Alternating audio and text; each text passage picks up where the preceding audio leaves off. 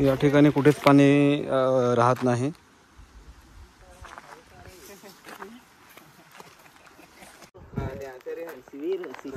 काय ते दर होता त्याचा ते बुडा खाल झाडाचे.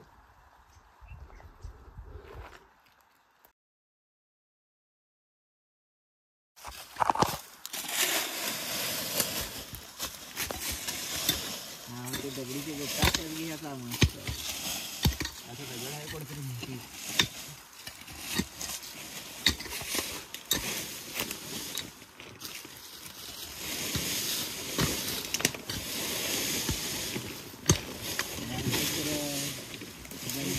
त्यांना माराय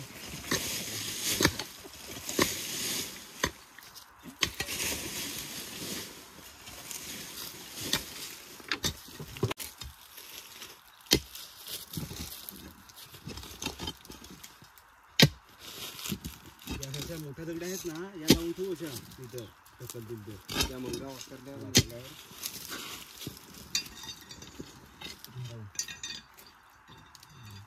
हे जुना पडेल हो काय त्यांचे काढू का होते जास्त होते दगडीवर माती अशी टाकू इकडे खालच्या बाजून रेती माझ्या धवनाला वर्षा पूर्ण पावसाला तरी मग खाली लोट झालं सांग दरवर्षी ठेवून द्यायचा. दरवर्षी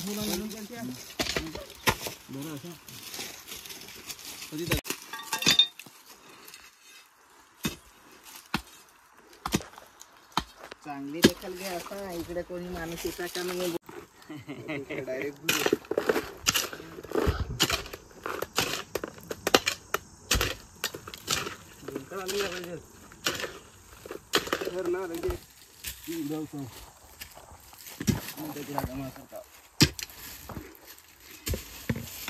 दम घेत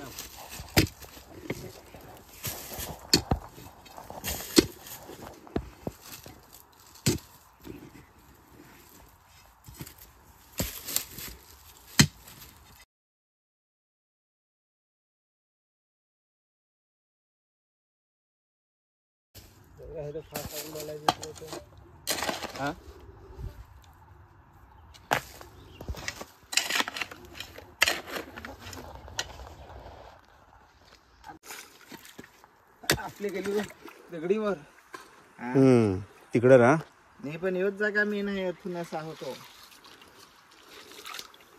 तर बरोबर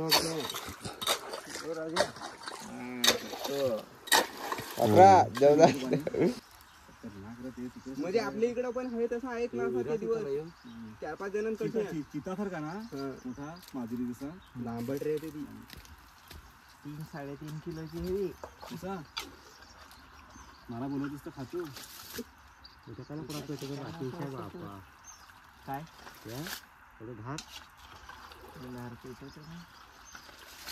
बंद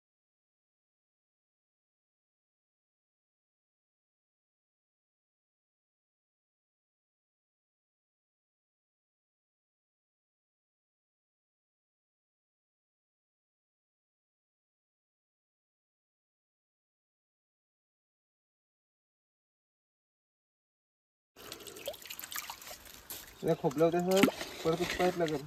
हा काय तर चालूच राहील ना तू पण तू इकडे बोलले बोल नको बस आता तिकडे वापरू नको. तिकडं नको काय ना तिकडं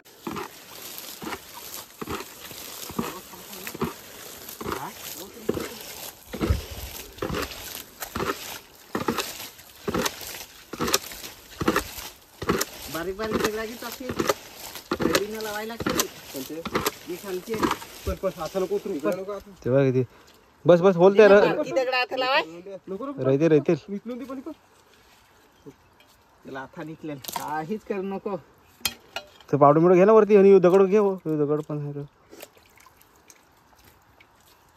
तर आता आपण ज्या ठिकाणी आहोत आपण मागे देखील एक व्हिडिओ अपलोड केला होता याच जंगलातून याच ठिकाणावरून. तर या ठिकाणी आत्ता आम्ही 4 जणांनी निहा आदिवासी एकता ग्रुप आणि पेसाच्या समन्वयाने हा विहिरा आम्ही आज खणला.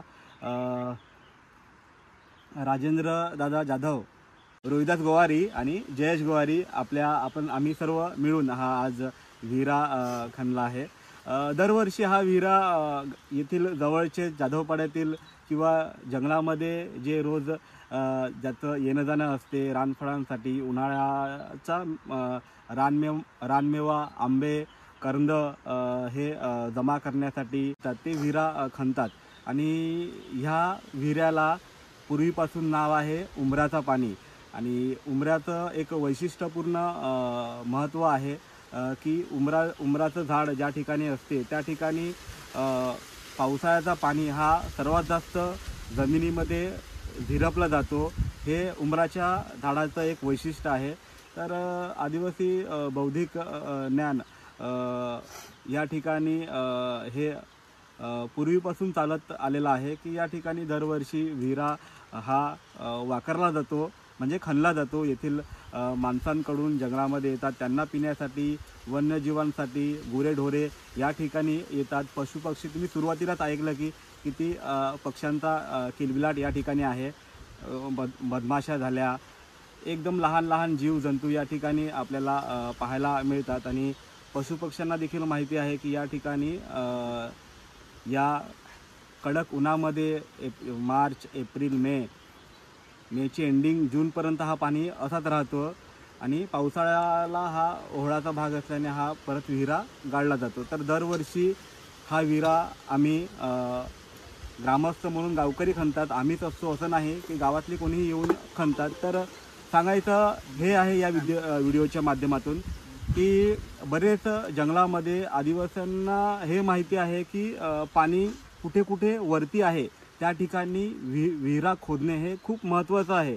बरेच ठिकाणी आपण सोशल मीडियावर पाहतो की बरेच जंगलामध्ये कृमित्र पाण्याचे साठे तयार केले जातात वन्यजीवांसाठी. पण हे देखील बरोबर आहे. पण आपण तेथील स्थानिक आदिवासींना, भूमिपुत्रांना विचारलं पाहिजे की तुमच्या जंगलामध्ये पाण्याचे साठे, नैसर्गिक पाण्याचे साठे कुठे कुठे आहेत. तुम्हाला जे पूर्वी माहिती होते ते त्या ठिकाणी पाणी खूपच वरतीच लागतो. तर हा आम्ही खूप थोडासा मोठा केला. इथे आम्ही सुरुवातीला हातभर खणलं तर तेव्हाच पाणी लागला होता. पण एवढं ही यावेळी म्हणजे ह्यावेळी दगड वगैरे लावून थोडासा मोठा केला. कारण की आता या ठिकाणी थोडासा आम्ही पेसा निधी देखील खर्च करण्याचा विचार करतोय की इथे कुठलं बांधकाम नाही, ही सिंपल दगडं लावलेली आहेत, प्राणी देखील उतरू शकतात असा स्लोप दिलेला आहे. सिमेंटचं बांधकाम हे जंगलामध्ये खूप कमी प्रमाणामध्ये केलं पाहिजे.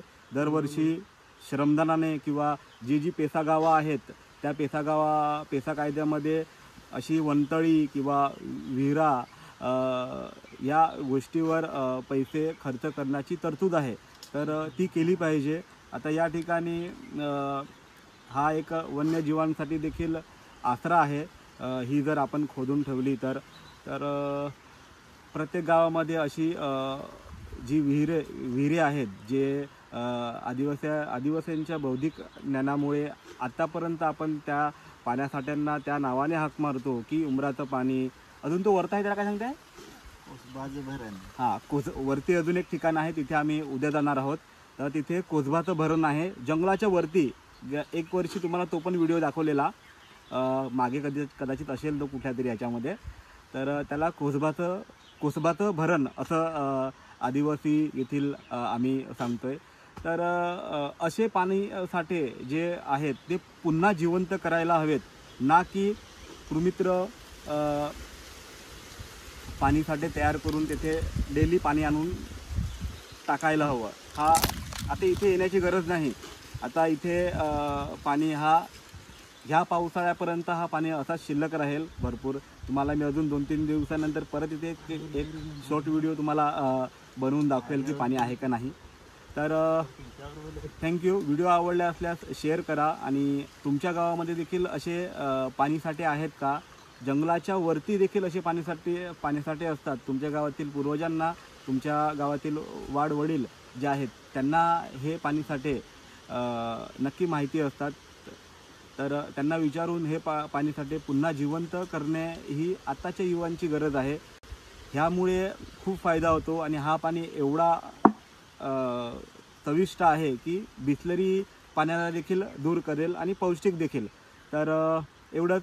जोहार. व्हिडिओ आवडला असल्यास शेअर करा आणि कमेंट करून सांगा की तुमच्या गावामध्ये तुमच्या जंगलामध्ये देखील असे पाण्यासाठे मेपर्यंत शिल्लक असतात का, ज्या विहिरामध्ये पाणी असेल तर ते पाणीसाठे पुन्हा तुम्ही जिवंत करा आणि सोशल मीडियावर एक फोटो त्याचा टाका, जेणेकरून इतर लोकांना देखील अवेअरनेस होईल आणि हे नैसर्गिक पाणीसाठे जे पूर्वीपासून खणले जात होते त्याच ठिकाणी खणून ते झरे जिवंत ठेवले तर येथील वन्यजीव, गावकरी, गुरेढोरे आणि उन्हाळ्याच्या या भीषक गरमीमध्ये हे त्यांना जीवनदायी ठरतील.